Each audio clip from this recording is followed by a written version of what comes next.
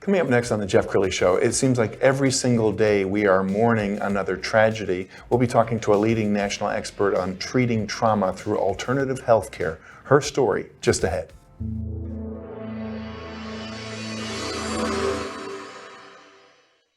Many are predicting that the worst is yet to come, which is unfortunate, said one person here.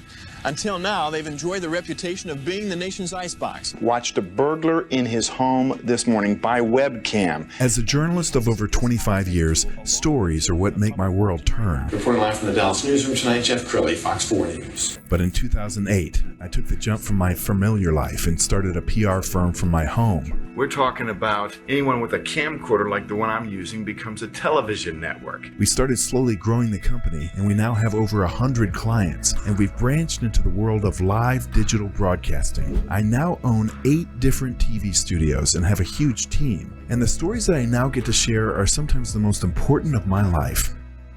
Life has a funny way of coming around full circle. This is the Jeff Crilley Show. We are all still mourning the loss of those victims in the Allen shooting, and before that it seems like it was Uvalde. Frankly, it's every single week we are hearing another national tragedy, and those victims or survivors, if you will, sometimes have a lifetime of trauma unless they get help. And to talk about alternative healthcare today, Monica Hamer, she is with CST Partners. Thanks for coming on the show. Hi. Thank you, Jeff. Very happy to be here. Okay, Monica, tell us what it is your company does.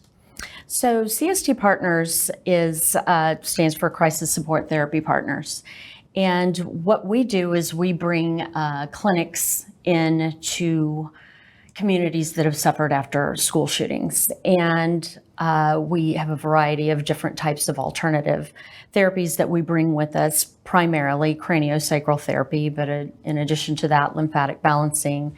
We've just introduced most recently in Uvalde a creative relief art program, and that's gone off really beautifully. Sure, and a picture speaks 1,000 words. I love their website. We're just going to scroll down their website, and as we do that, we're going to see a lot of images, many of them from Uvalde. Let's talk about that. Were you guys called in to deal with Uvalde? Did you volunteer? Tell me how that works. So it was actually Uvalde that took me to the space of deciding that this was something that was really necessary. I had sat for quite a long time with the idea that school shootings were just horrible tragedies, and knowing and identifying and understanding with what the children were going through and what the parents are going through, and just how it's creating this overall sense of fear in an entire community, and this ripple effect is taking place all over the country.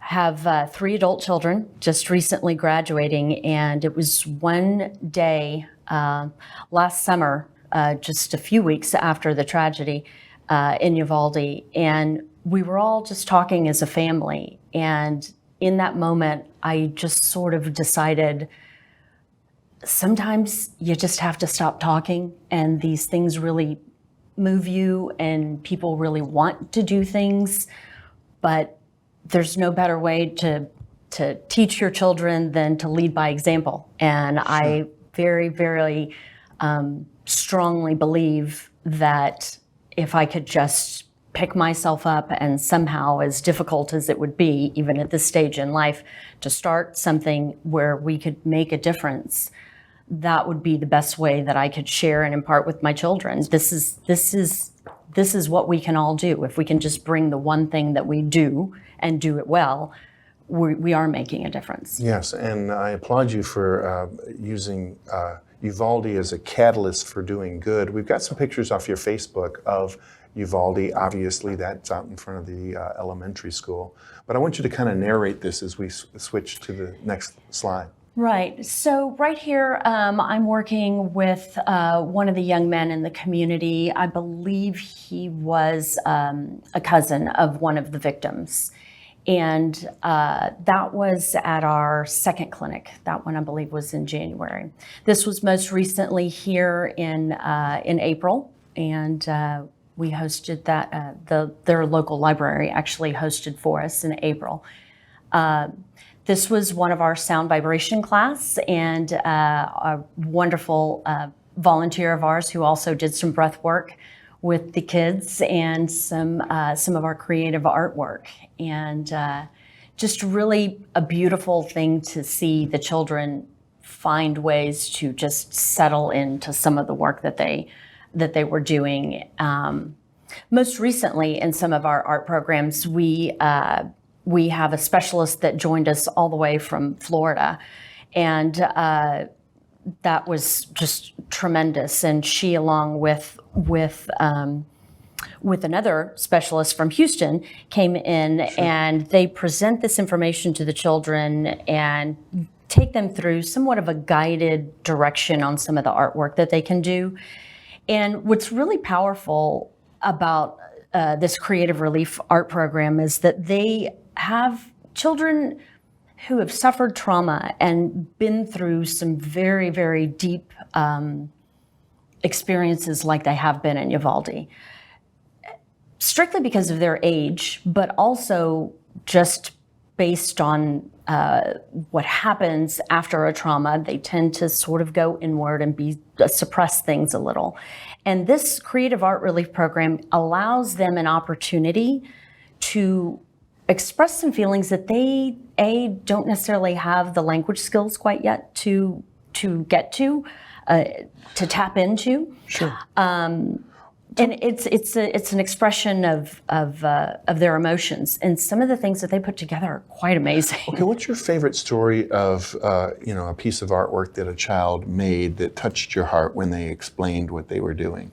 There was one where it seemed like it was very abstract, but when we walked through this piece with this little girl, what we realized that she was actually describing in the piece, I think even unknowingly for her, was the ceiling and the lights. She talked about the long lights, and that it was cold and that it was quiet and it felt very lonely. And she had a lot of expression in this piece. And we realized she was one of the victims that was left still in the classroom, that she was describing the ceiling in the classroom. Wow. And I think that was her only vision that she had, that she could kind of pull from in that moment. Let's talk about some of the other therapies, the sound vibrations. How does that work? Yeah, so sound vibration is quite interesting. It's picking up more and more in and around larger cities, but you can take either crystal bowls or old metal Tibetan bowls, and you take the vibration and the sound of that. Children really loved being around and banging around on things and making noises, but when we're able to sit down or lay them down and place a bowl on top of them and have that sense of that vibration move through their body, it creates a deep sense of relaxation and an inner peace. And it's almost like a trick into meditation. Wow. We hear people all the time talk about they don't know how to meditate and they can't meditate, right. But this drops them into a space very quickly. And tell us about the, is it Craniosacral therapy, right. Yeah, what is so this therapy works specifically with the central nervous system. And it's very, very light touch therapy. People are, for the most part, face up the entire time on a treatment table, fully clothed. And we move about the body, feeling the way that their cerebral spinal fluid is moving in and around throughout their spinal cord. And what we're looking for are any restrictions along the body and along that system as it moves out in and around the body. And so we're releasing those restrictions. But bottom line, we're taking people out of that sense of fight or flight, bringing them into that state of rest and digest, and just creating an overall sense of calm. Sure. And so many people in these areas don't even know what it is to feel a regulated nervous system. Well, it seems like all of these therapies would work with just everyday stress that people are feeling right now. Every day. Are you now specializing in trauma? Are you moving your firm into a new area?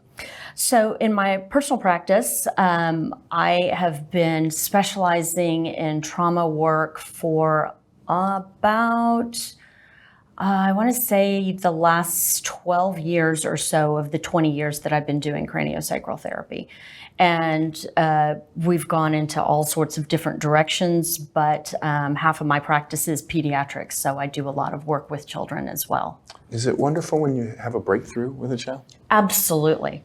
Absolutely. In fact, a colleague of mine has said many, many years ago, and I will always quote him and give him credit for this. He says, children are the most